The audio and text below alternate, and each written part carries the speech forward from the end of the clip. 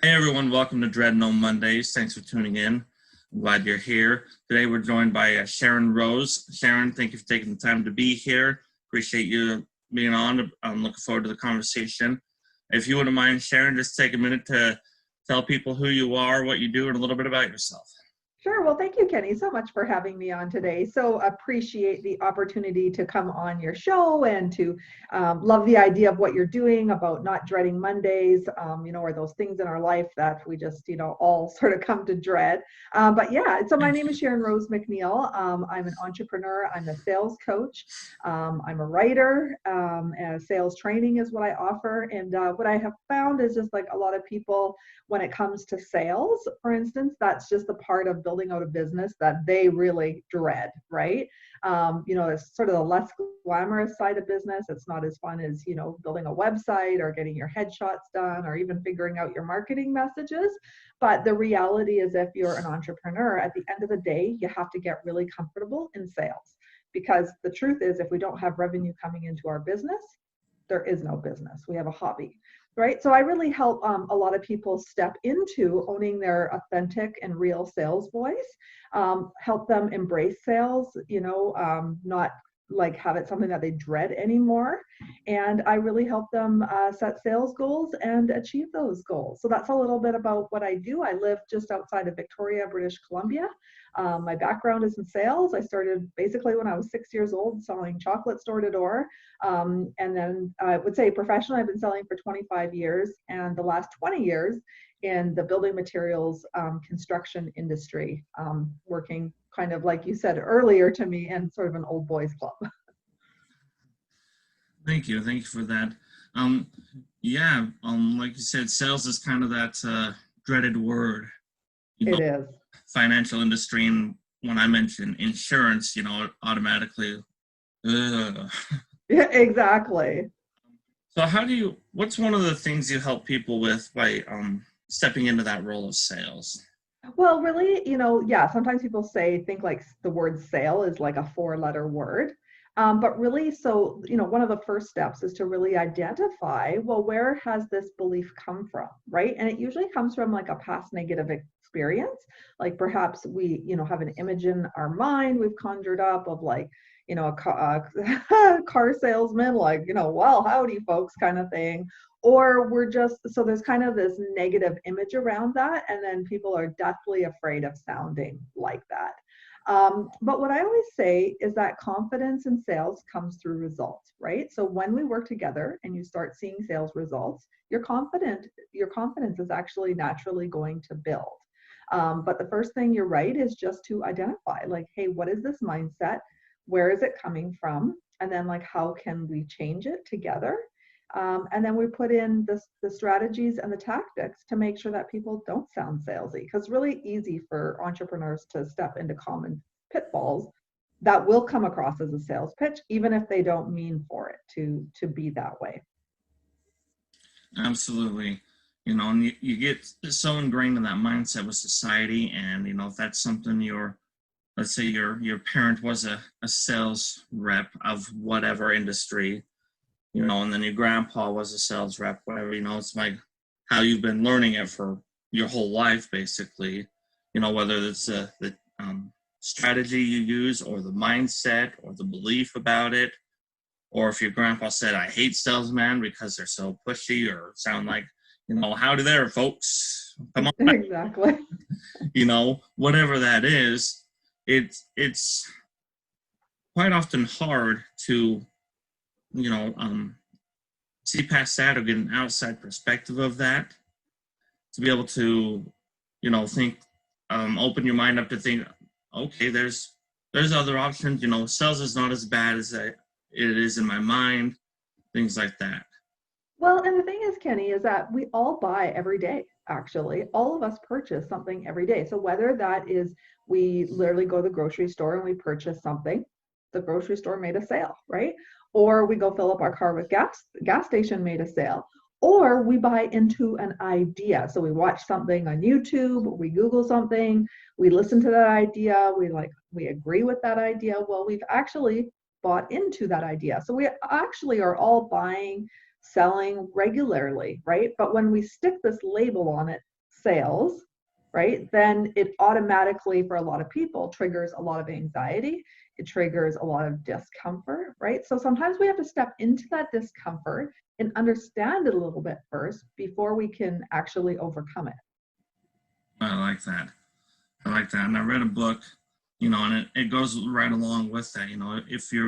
If your kid wants a popsicle and they beg for it, they talk you into, if you give me this, then I'll do poop scooping or I'll do extra chores or something. They're selling that on the desire. They're selling you into that idea.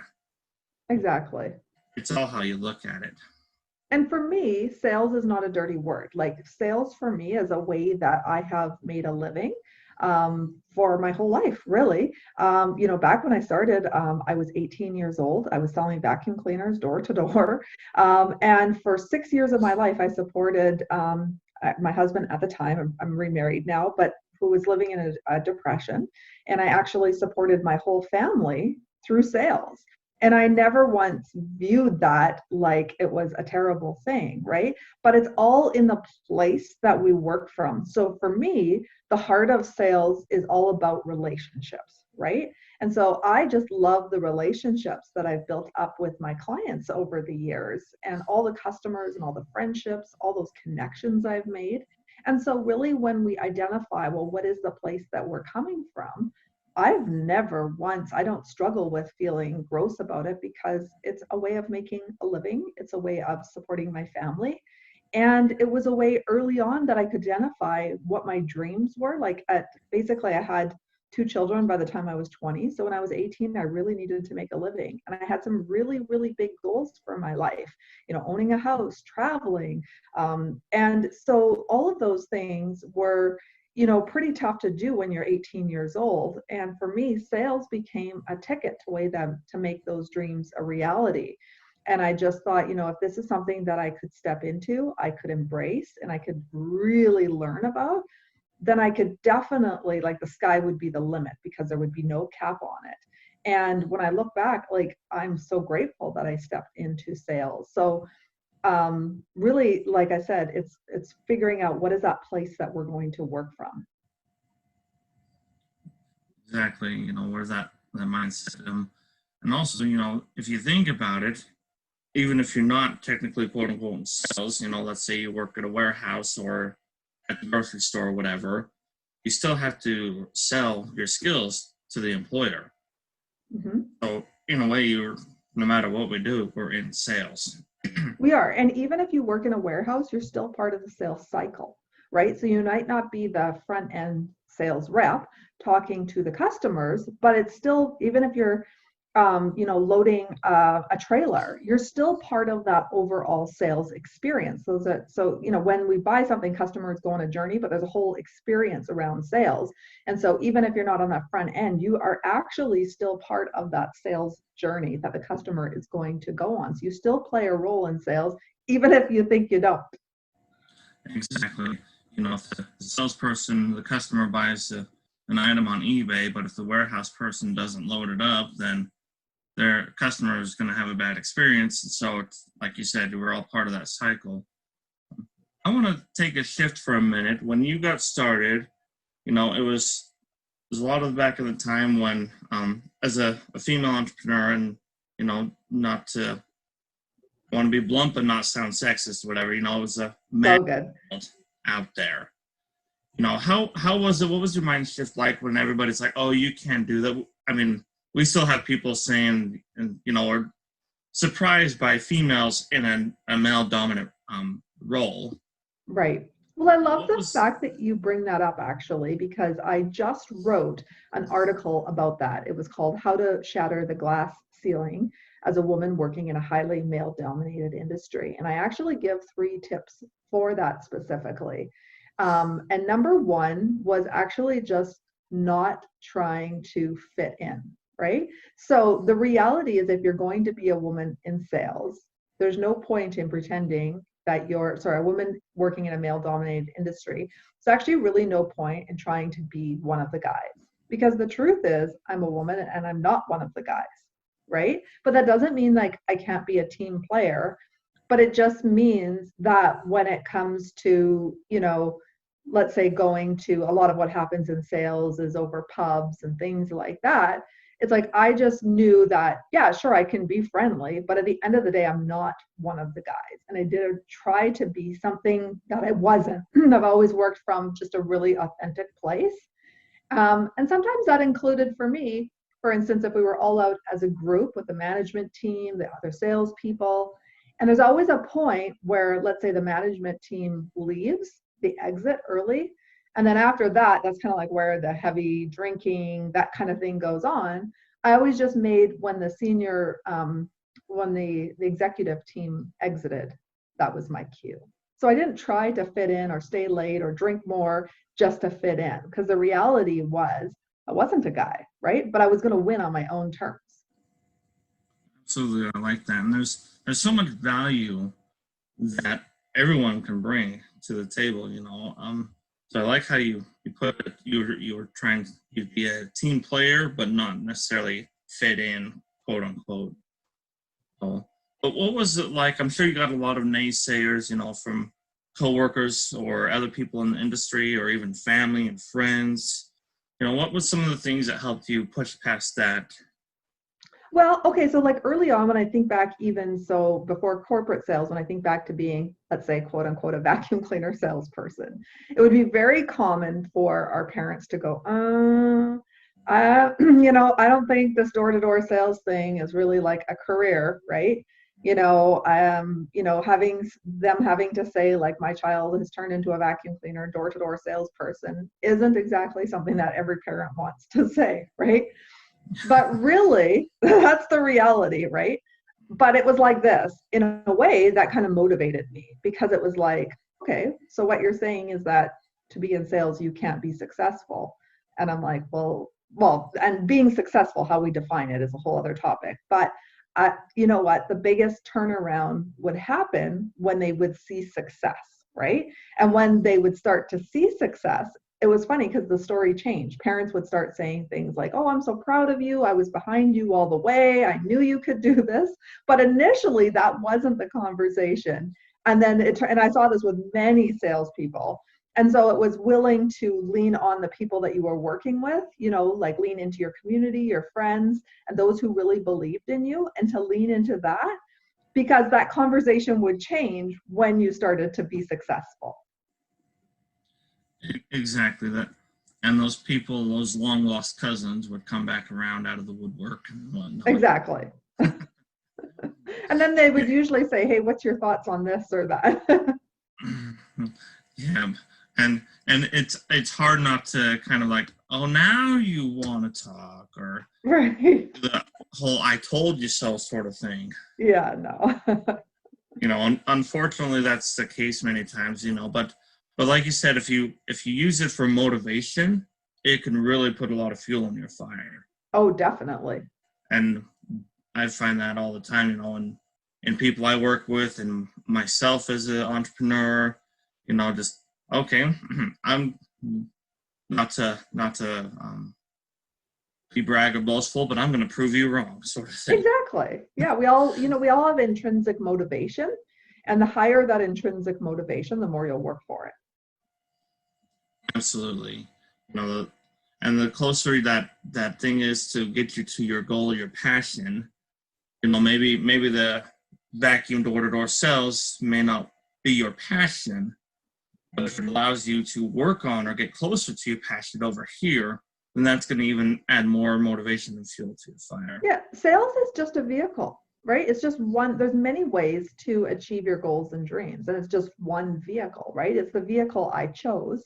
I chose because it was something that I could step into, it was something I could learn right away, it was something I could get involved with, and that was the vehicle of my choice. But the goals and dreams, really, like I said, the sales was just that vehicle to achieve those goals and those dreams. Let's with you doing that career and stuff, what motivation, or I'm sure there was some motivation with your kids watching you, you know, mom's pursuing her dreams, mom's pushing forward. I'm sure there were days that you wanted to quit.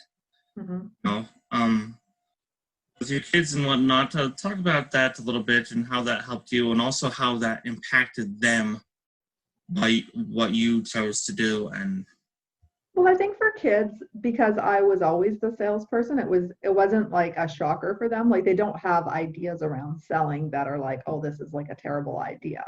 That just because sales was always such a positive thing in our household growing up, I don't think that they have these negative biases around it.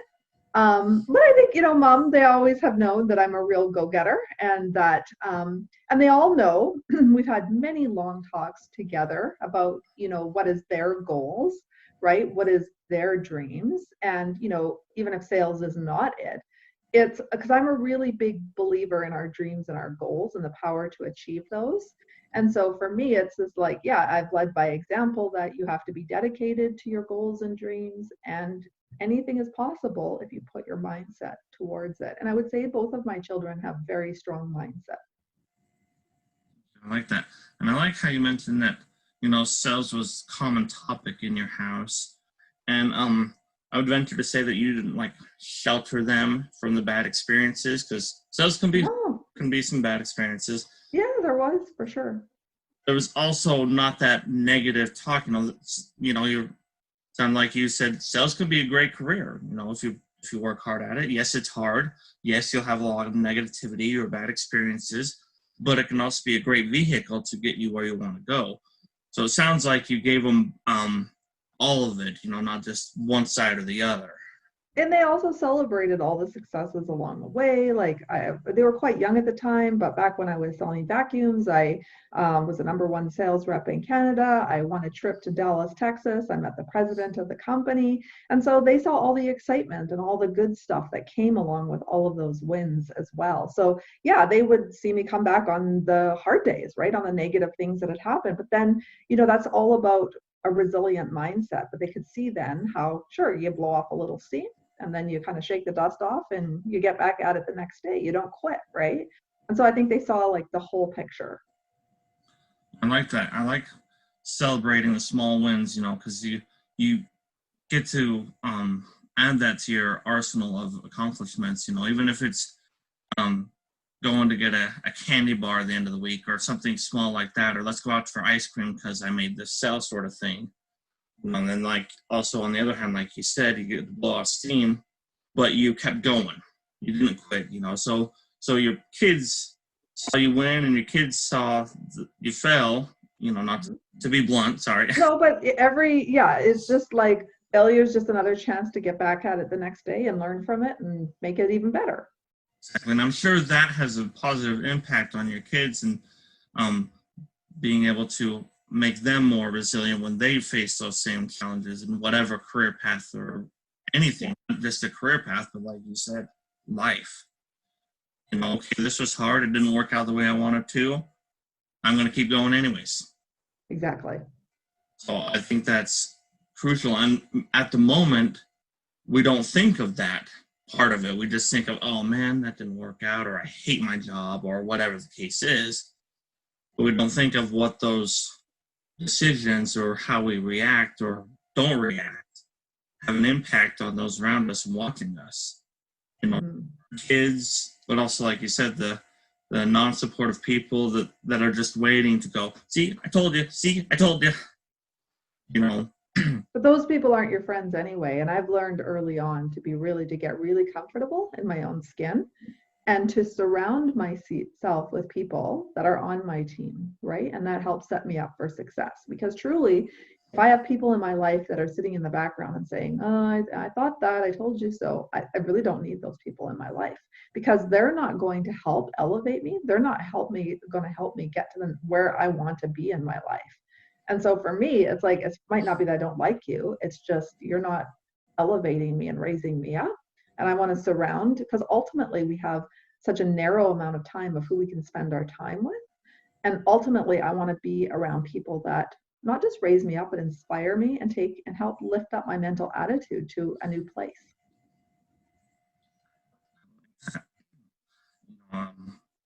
You are the the picture of the 5 people you hang around with most. Mm-hmm. That's saying, but to the effect of that. So it's really important, like you said, who you listen to, and we need to be careful on, seeking approval. That's right. Always trying to seek approval, then it could be detrimental to us. Mm-hmm. Like you said, if you're comfortable in your own skin, then that could be like all the approval you need to push past whatever negative experience you're in and keep going. Yeah. Like, I know I've got this. This didn't work out, but I've learned from it, and I know I can beat it. Yeah. And all of the things that you could think of battling, perfectionism, all those things, I've battled it, believe me. Oh, and it's never ending. It's never ending, is it? No. No, it's especially being an entrepreneur, it's all about the journey. I don't think it's about the destination. It's really just all about the journey. So, and there's going to be curveballs, and there's going to be roadblocks and dead ends, and you just got to keep pushing past and find your way around it and move forward, because one of my biggest motivation is my kids watching me. Like, what example am I setting for them? What mindset am I instilling in their minds? What are they thinking about sales or whatever, or because Or how do they view friendships or those that they surround themselves with in their community? How do they think about giving back, right? So like all of those things. And I think that really comes down to, like you said, it's like our mindset. So are we teaching them a growth mindset, or are we teaching them not to grow, right? And the best way that children learn, when you think about that, is by modeling their parents, right? Because their parents are their biggest heroes. And so ultimately, just the way that we live our life is going to influence our children. absolutely 100%. Whether you think they're watching or not, they're taking notes. Awesome. Well, Sharon, this has been, a great conversation. I appreciate you taking the time here. Where can people find you if they want to learn more about what you do, get a hold of you? Sure. Yeah, well, thank you so much, Kenny. Yeah, I mean, really, I work with people that might be struggling with the mindset around sales, or they, kind of wonder like what happens when a customer comes talk to them, or how they can grow their sales. So we really dive into everything together, right from the mindset to gaining the skills to sell, to also the entire roadmap for making some sales goals for their business to get to where they want to be. So you can check me out on my website, which is honorsales.com. And I know that you'll put the link down, but it's HONOR sales.com. You can also meet me on Instagram, where I like to get social. It's at Sharon-Rose McNeil. And those are the main places I have. But if you hop on my website, all the links are there at the bottom. And I also have a freebie for anybody who is listening today. And that is, if you do sales discovery calls, prospect calls at all with your clients, I have a recorded webinar that you can watch on how to structure that, how to plan it out. And it has a PDF as well that gives you the entire outline so that you can close your dream clients in an instant. That's my free gift to everybody watching today. And that's on my website. So just go to my website, honorsales.com, and click on the link, and I will send that to you. Awesome. Yeah, be sure to check that out. And like you said, we'll post those links in the comments below. Again, Sharon, thank you so much. And thank you, everyone, for tuning in. Please share this and help others, and let us know how we can help you. Dread No Mondays.